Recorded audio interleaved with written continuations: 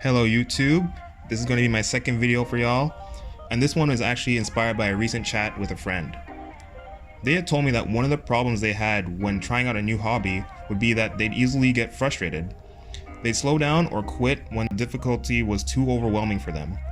And this isn't meant to put them on blast or anyone else who's going through the same thing. I just wanted to quickly put something together that helped me out whenever I was dealing with something challenging or when learning a new skill that took a lot of effort. So without further ado, let's hop right into it. Number 1. Focus on the opportunities available to you because there's probably more room to maneuver than you think. How many of you have been in a situation where you're losing a game of some sort, but somehow, some way you bring it back, or you downright just win even though everything else pointed to you losing? Takes it over block. How many times were you in a situation where you said, you know what, let me just go for it? And then when you did, you astonished yourself at the results, even if all the odds were stacked against you. Is this the dagger?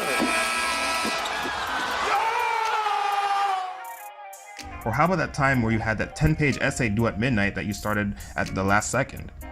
You know what you do? You grab that coffee, you go to your room and you close the door. You have like 20 tabs open on your browser and you're typing at the speed of sound. Before you know it, you're finished and it's 11:30 and now you're just checking the citations and you're formatting. You submit it, you close your computer and you crash on your bed and you're hoping that you did alright. A few days or weeks later you check your score and you realize you didn't do that bad. And it's situations like this that I love, because to me this is the universe signaling to you all of the possibilities. You can actually do it. This is amazing! I feel incredible!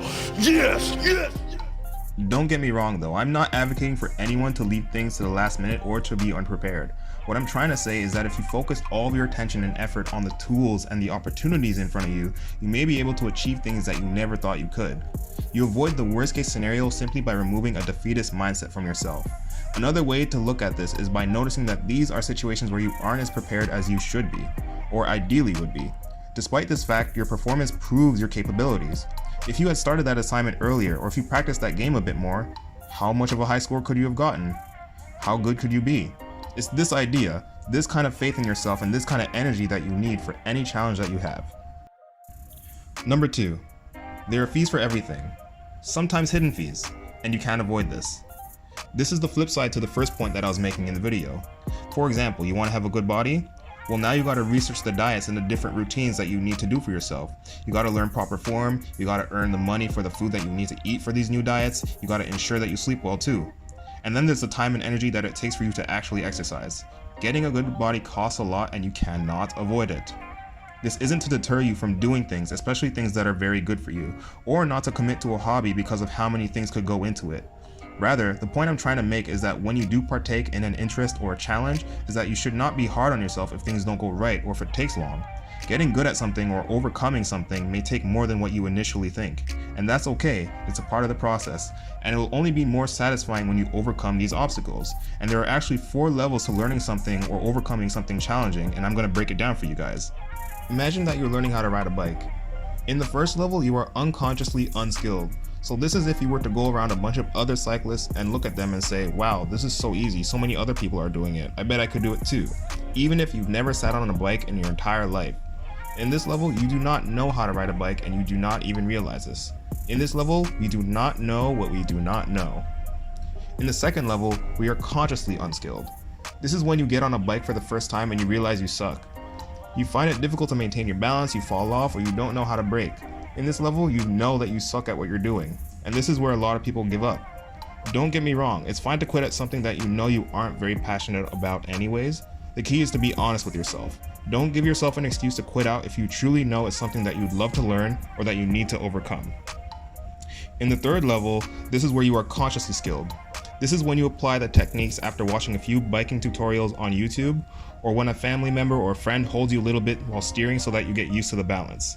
In this level, you have some skill, but you have to pay careful attention to it. You have to remain conscious of what you're doing so that you execute it properly and don't develop any bad habits. Finally, after a few days, weeks, or months, or however long it takes, you eventually can hop on that bike without any thought and it becomes natural. In this final level, you are unconsciously skilled. The point that I'm trying to make by explaining all this is that when you take on a new skill, a new hobby, or you're going through something challenging, you have to go through this. You might go through some parts faster than others, but you can't really escape it. Getting good at a hobby may require you to go through these phases multiple times in many different aspects of that hobby, or maybe for something specific. Don't give up this part of it. Number 3, humble yourself. If you really want to learn, you should drop your ego. Just because you pulled an all-nighter and got a good score on that essay or a good score on that exam doesn't mean that you should always prepare the same way in the future. Take it from me, I did this all the time in high school. I prepared the day before an exam and I always came out with a decent score. I learned pretty quickly that I could not pull this off in post-secondary and I had to get out of that habit very quickly. Hubris can be the largest factor affecting your personal growth. And the reality is that everyone at some point has been guilty of thinking that they have all the answers to certain things, including myself. This is my game! Oh, he told KBR, this is my game. Just imagine how much you could learn, however, if that mindset was dropped. There's always someone who will be better than you, smarter than you, or more successful than you at something, and you can learn from them. And that being said, that brings me to the end of this video. Talk to me though, guys. What are things that you do or habits that you have when trying to manage a challenge? Comment below.